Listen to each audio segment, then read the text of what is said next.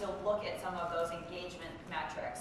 So you can include the Twitter button, the Facebook like, unlike, and send actions within analytics, and you can actually track all of those key performance indicators.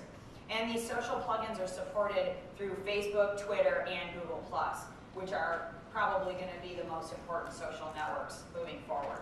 So you don't necessarily have to go to 5 different places to obtain this information anymore. You can really get most of what you need straight from Google Analytics. And again, I'm a big believer in data and reporting, but not just because I'm a nerd and I like to read lots of reports, which is true, but also because I like to make smart decisions about what I'm going to do moving forward. And now I have one place that I can go to view all of that information. Not just what's happening within my social return on investment, but also what's happening with my SEO program, my paid search campaign, my banners and display, my referral site traffic. As my Facebook fans increase, is my referral traffic to my website from Facebook increasing? And if not, is that a goal? Is that something I'm focused on? And if it is and it's not happening, what do I need to do to change that? And by the way, why is that a goal? Do I want to convert them into students when they come to my website? Or am I just trying to get them to sign up for something, which can be done right through Facebook? So a lot of our clients ask us, as we continue to build out our Facebook profile, really, what we want to do is get that traffic over to the website, right? And I sort of say not all the time. It really, again, goes back to what those goals are. If those goals can be accomplished within Facebook, why do we need to refer them to the website? So I ask you to, think about those goals, think about the different things that they can be doing within Facebook, and then really understand whether or not you're trying to send them to the website. And if you are, what's the ultimate conversion point there? Is that something that's possible through my Facebook fan page? I don't think it's a bad thing long term if Facebook starts to take a small percentage of that website traffic away, because I think that it's a different experience and it's a different opportunity to connect with your audience. So now I'm going to talk a little bit about some resources that are available. Real quick, is anyone here using Hootsuite? A few people? What about TweetDeck? Anyone? Great. Who here is using Radiant 6? A couple people, great.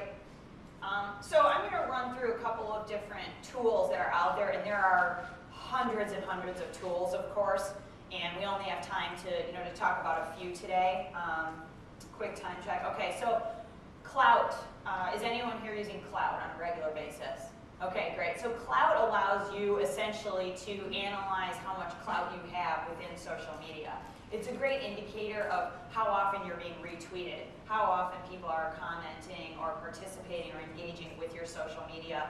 And it's a great way for you to sort of create a benchmark and continue to work from there to increase kind of that social media footprint.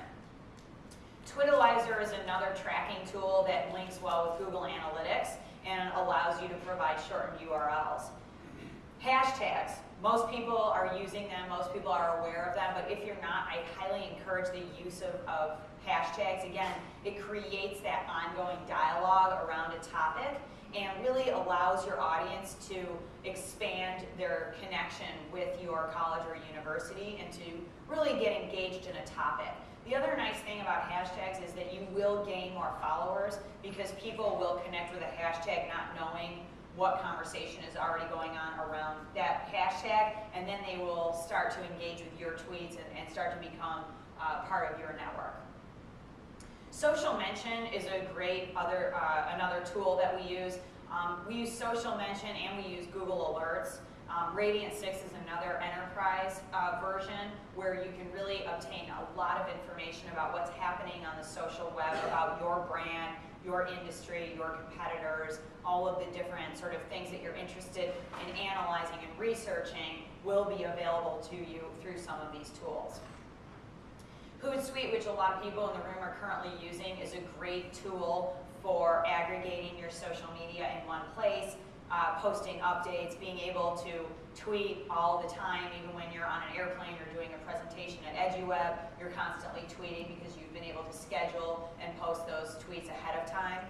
And then Peer Index is another one that allows you to map out the social web to get a good understanding of what's happening within the social web so that you can plan your strategy around that. So that concludes the presentation part for me. Real quick, is anyone using an additional tool that they think is really valuable that they'd like to share, talk about? Come on, I know you've got some. Yes? I was just wondering what you're taking on Tumblr. I don't know if you addressed that earlier. On what? Tumblr. Tumblr?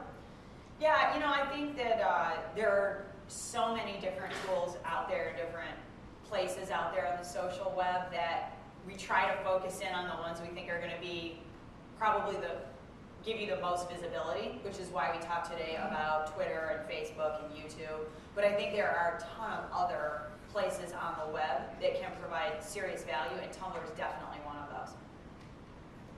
Did you have a tool you wanted to share? We're probably going to replace Hootsuite with Sprout. I was using Sprout Social as well. Feedback. Sprout? Anybody using Sprout? Oh, you may be a pioneer on that one. That sounds good. Anyone else have a tool that they're using or that they're interested in? No? 0 tools are being used. Yes? I have a question though. On our Facebook page, we have prospective students Facebook page, but obviously the prospective students turn into current students. So the conversation on there changes. It becomes a bit unmanageable in the sense that it's become a current student's Facebook page and it's intended for prospectives. How do you get around that? I think using tabs is really important, and using applications to drive audiences to a more customized experience based on whether they're a prospective student, a current student, or an alumni. And then making sure that they know that that's available to them. And there are a few different ways to do that, but you can promote that customized experience through Facebook ads is a good way to do that. Very, very targeted, very inexpensive. Anyone here doing Facebook ads? Anyone want to share an experience with that? Good, bad, indifferent, thumbs up, thumbs down? We had big success. I mean, we're targeting, able to get real geo-located targeting. The University of Utah, by the way, so we're going after skiers in the Northeast. And, and we had a page devoted just to ski at the University of Utah. And, we went from a couple hundred fans to over 10,000. Wow. It was great. And you had Facebook ads that were driving that, or It was all Facebook ads. targeted by demographic, by keyword? Demographic, keyword, and location. Great. Yeah, I think the key, at least what I found, is the key to Facebook ads working well is a targeted ad leading to a very well-created Facebook fan page with a lot of good information and a call to action.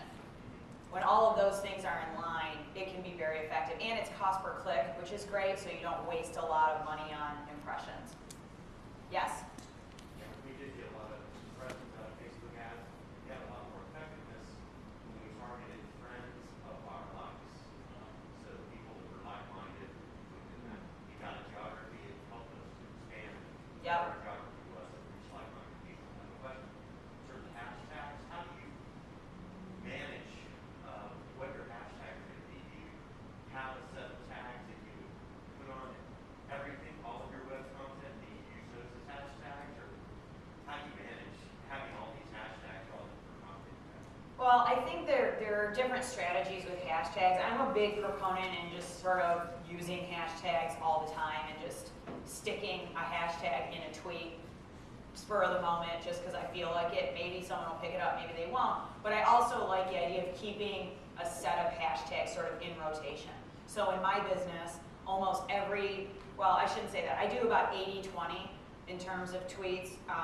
80% is industry focused, and then 20% is just sort of stuff I'm thinking about. Don't worry though, I will not tweet about what I ate for dinner or my child's potty habits. I refuse to do that. So that won't show up there. But, I like to use hashtags on a regular basis, like SEO is a hashtag I use all the time, because there's always a conversation going on Twitter about SEO. So I like to sort of jump into that conversation whenever I'm tweeting about SEO. So I like the idea of having a set of hashtags that are in constant rotation, but not forcing the issue. You know, you don't have to tweet about those hashtags only. I think it's good to be creative with your tweets and not always focus them around a couple of different hashtags.